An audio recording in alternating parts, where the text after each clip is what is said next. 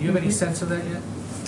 Our team, as you know, has been on the ground for about 48 hours, but certainly what they want to determine is not just the operational issues I referenced, but also what we're looking at in terms of supply. We are, as you may know, we are going to be starting briefings next week, I should say, a couple times a week with some of our health experts. So I expect they'll be able to provide some update of what they've reviewed and what they have access to at that point in time. Two other quick ones on the previous occupant. House Intelligence Committee Chairman Adam Schiff is calling on President Biden not to extend the courtesy to President Trump of getting access to intelligence briefings. Has a decision been made on that? Not that I'm aware of, but I'll follow up with our national security team and see. We would certainly leave the decision to them, to the intelligence community. Clear up the confusion here about who exactly dismissed the chief White House usher. Well, it happened. Was it the Biden administration or was it the previous occupant? It is a very important question. I'm so happy you asked it. It happened before we walked in the door, Ed, so I don't have any more information than what we've provided. Go ahead.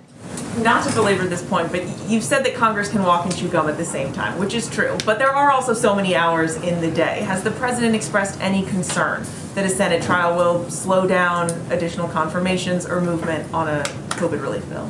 Only that it cannot. There are only so many hours in the day, you're right. But again, if there's a Senate trial happening in the Senate, of course it would happen in the Senate, the House can move forward on a package. And certainly there is capacity and ability to have discussions, have hearings, take steps to move forward on the president's COVID relief package.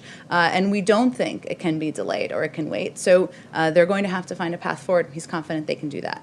And President Biden has made pretty clear that he believes former President Trump is unfit to serve. Does he think he should be barred from holding federal office going forward?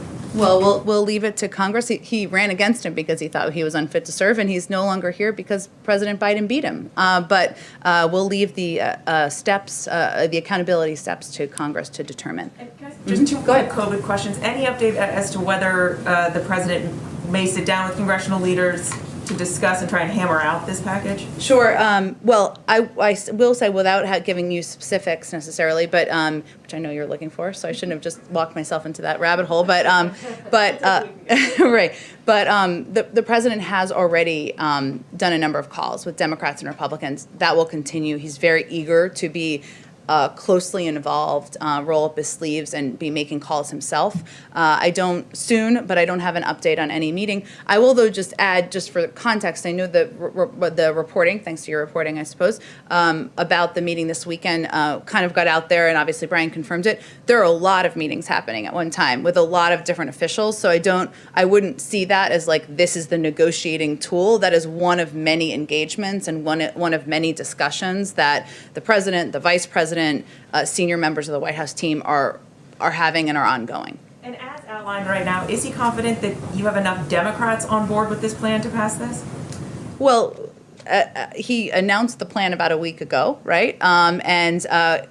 His view is that this is how democracy should work, which is the president of the United States announces what his vision is and what his proposed plan is to address the crises the American people are facing. Then there are ongoing discussions with Congress. They like some pieces, they don't like other pieces. You all have seen Democrats like many pieces, Republicans even like some of the pieces too, and he's had those encouraging conversations.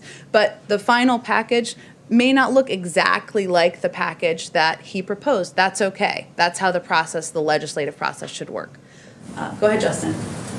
Thanks. Welcome back. Thank you. I had a question on COVID, but I wanted to start with just some housekeeping from questions you had earlier in the week that you said you might circle back on. Okay. So I was wondering if... Go ahead, Justin. The plane? Sure, we can start there. I was... Okay. On the plane, we are certainly aware of the White House military units proposal that has been submitted to them about reconsidering the color scheme of Air Force One.